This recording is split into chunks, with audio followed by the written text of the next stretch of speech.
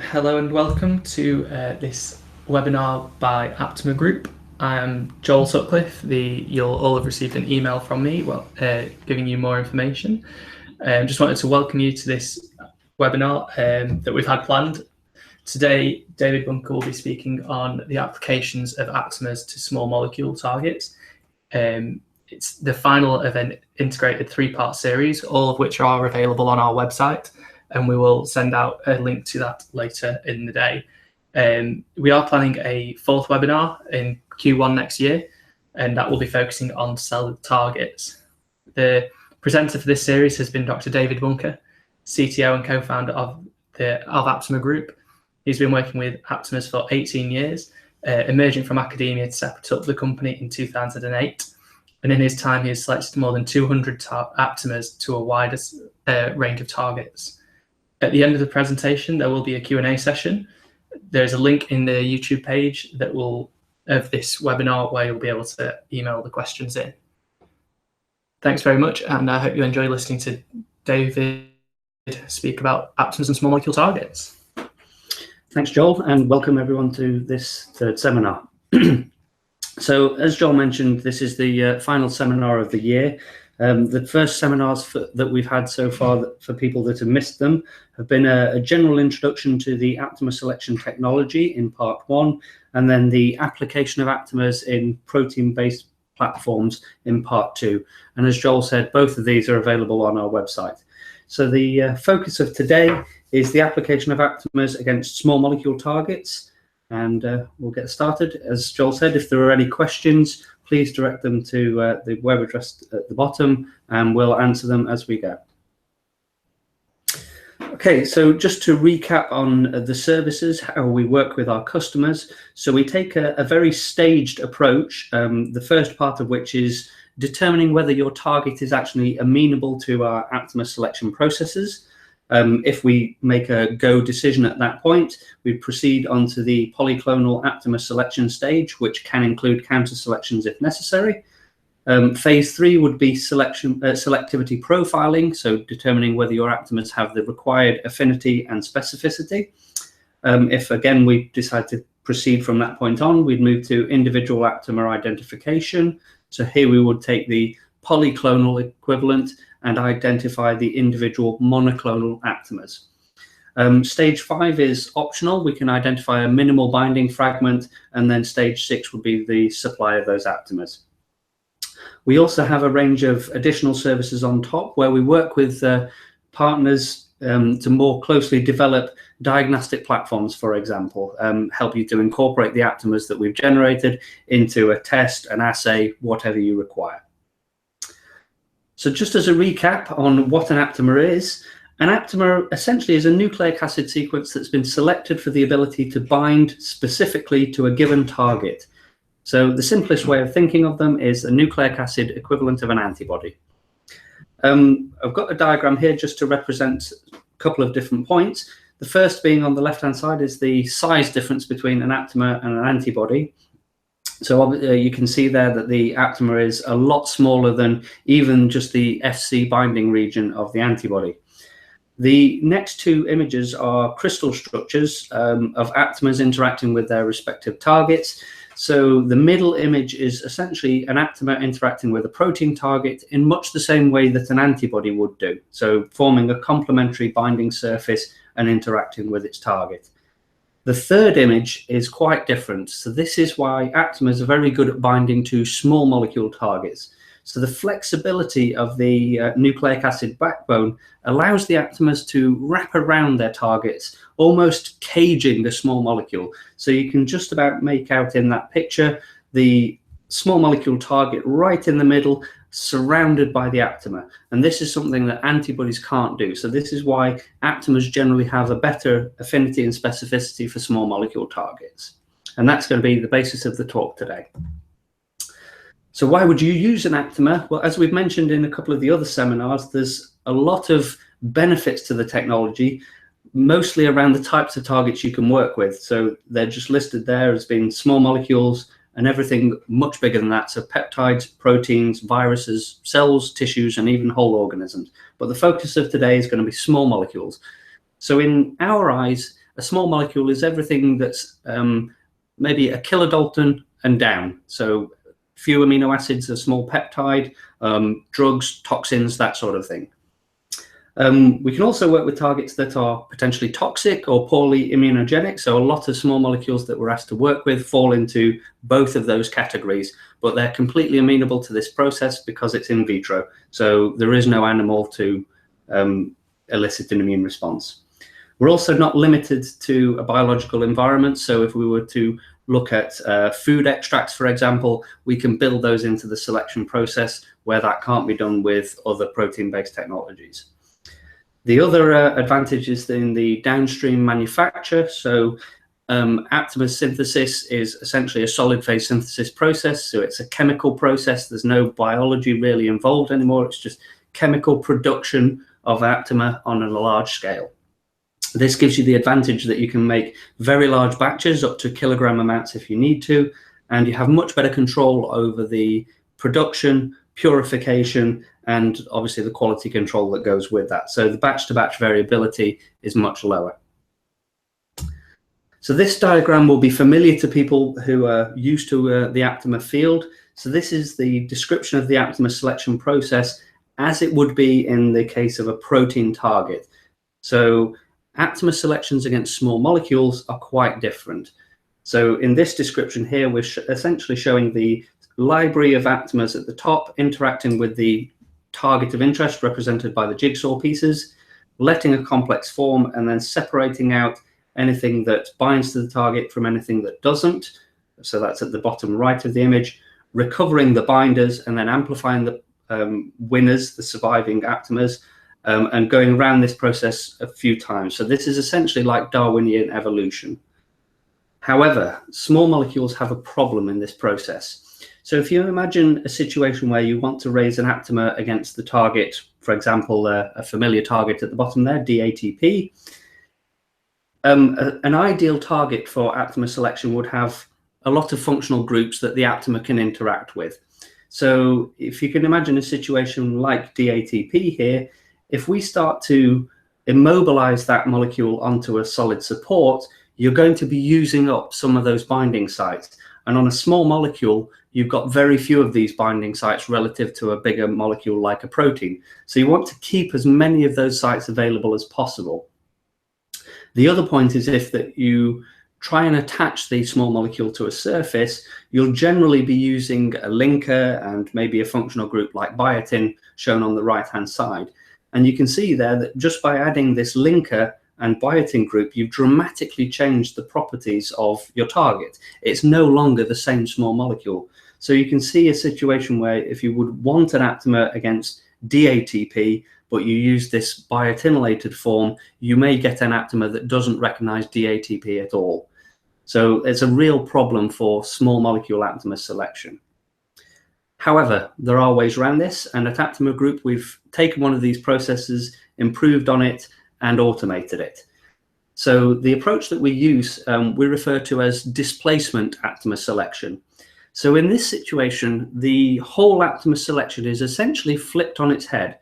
So instead of immobilizing the Aptamer target, the small molecule, in this situation, we immobilize the Aptamer library. And what we do here is look for a situation where the small molecule target causes a conformational change in the Aptamer that results in the Aptamer being displaced from the surface of, in this case, a magnetic bead. This approach also has the advantage that we can build in matrix counter selections and other small molecule counter selections if we need to. So using the little cartoon representation here, we have the Aptamer library immobilized onto the solid support on the left. We would then wash that with whatever the background matrix is, food extract, saliva, sweat, urine, whatever. Any Aptamers that are displaced by the salts or the other proteins that are in that matrix, we wash away. We don't want them. So they are removed before the target is introduced. And then we would introduce the small molecule target in that complex matrix. So the small molecule in this case represented by the little star.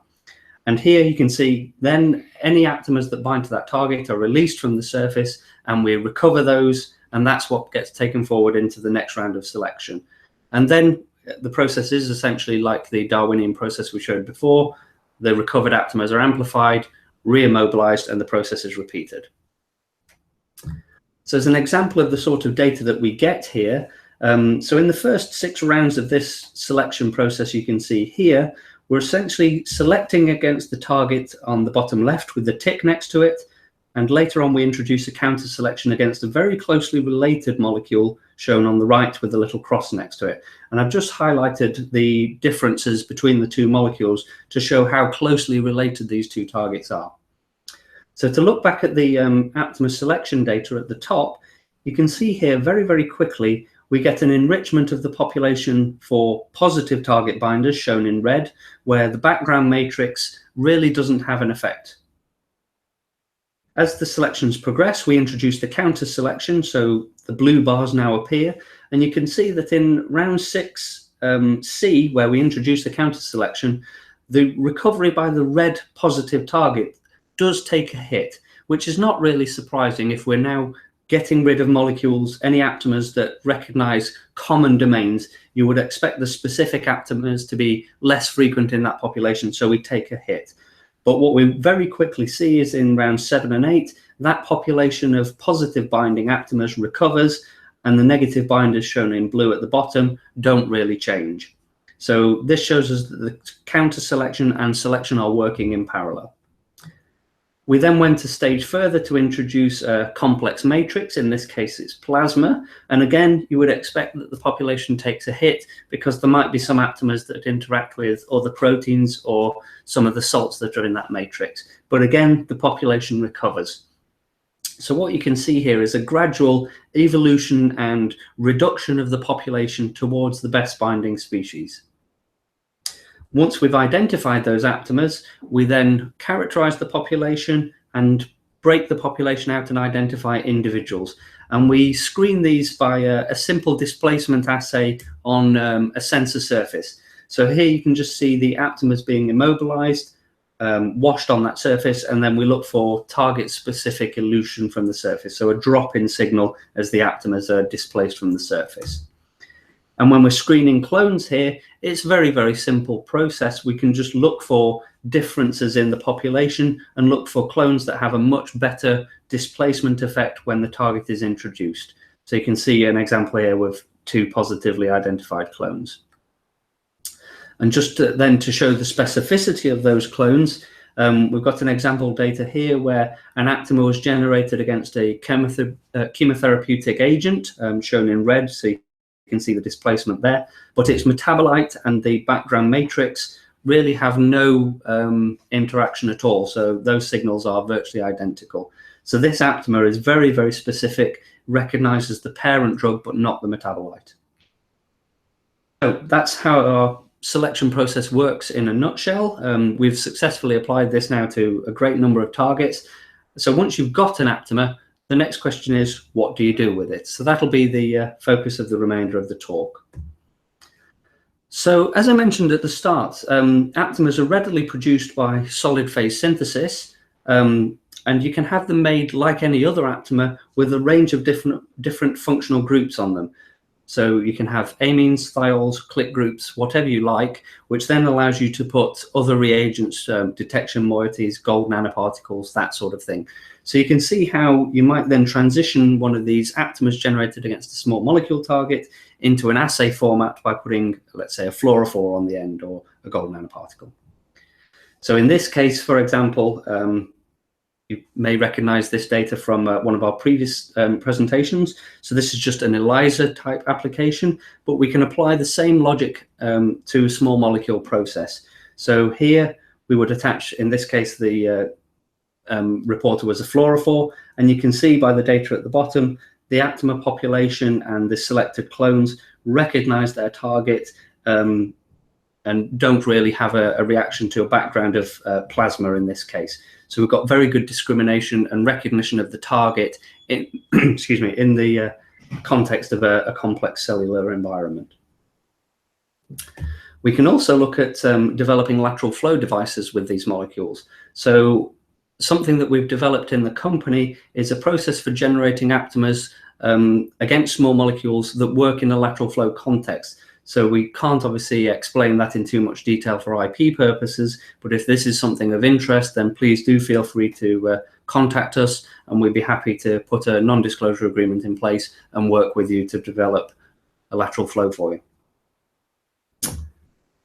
As I've already shown you, we can attach the Aptamers to various sensor platforms. So in this case, the situation we use in the lab to monitor our Aptamers is a dip and read biosensor, but you could just as easily use this in SPR, for example, or any other surface technique.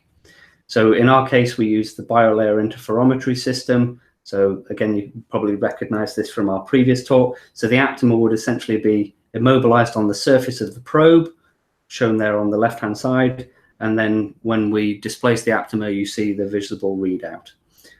These systems we use on either a single channel system like shown there, or on a much larger system to look at 8 channels in parallel. So 8 different Aptamers, 8 different samples, or 8 different concentrations. You can also readily immobilize the Aptamers onto electrochemical sensor surfaces. And as we mentioned before, you can attach other functional groups to the Aptamers. So for example, a redox reporter to allow you to build up a small molecule Apta sensor to detect that molecule in a complex matrix. So there are examples of that we're working on quite closely now. So hopefully that's sparked a little bit of interest in small molecule Aptamer selection, some of the assays that we can do with them once you've generated them, and how we get around some of the problems associated with traditional Aptamer selection methods. So in conclusion, Aptamers are essentially a nucleic acid equivalent of an antibody selected under defined, precise conditions defined by the customer. So you have control over how this system works. They can be modified with a range of functional groups and attached to various sensor surfaces to allow them to be integrated into diagnostic devices. Our displacement approach essentially negates the need for surface modification or attachment of whatever your small molecule target is. So we work with the native small molecule free in solution. And now we're using these Aptamers in a variety of different contexts and platforms to build up a panel of diagnostic devices. So that's the end of my talk for today. And I think we have a few questions, so I will start to go through those, and thank you for your attention. Okay, so Joel's just passed me some questions. So the first question is, do we have any Aptamers available to test?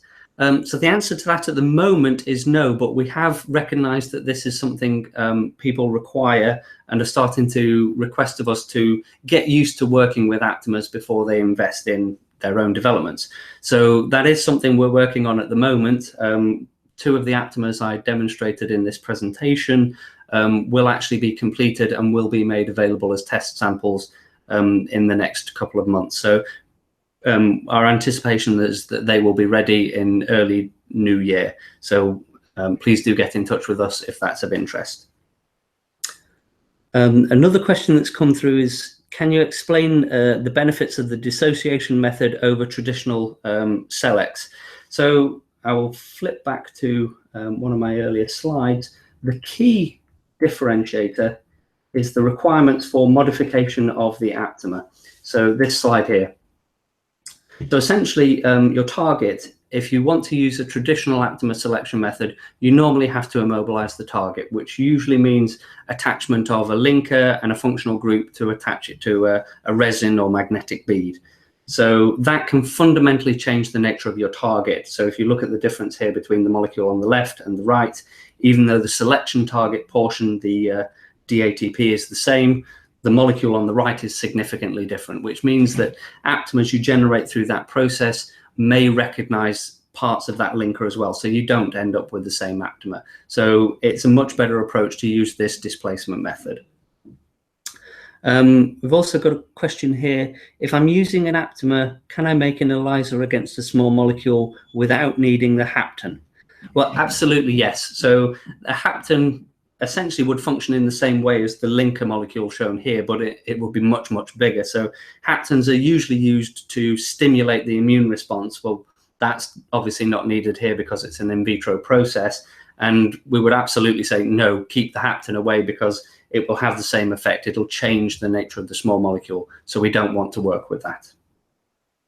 I think that's the last question I've got. Are there any others come through? Just checking now. We have had one more, yes. Okay. So this is, which method do you recommend to test the binding affinities for aptamers against small molecules around 200 Daltons?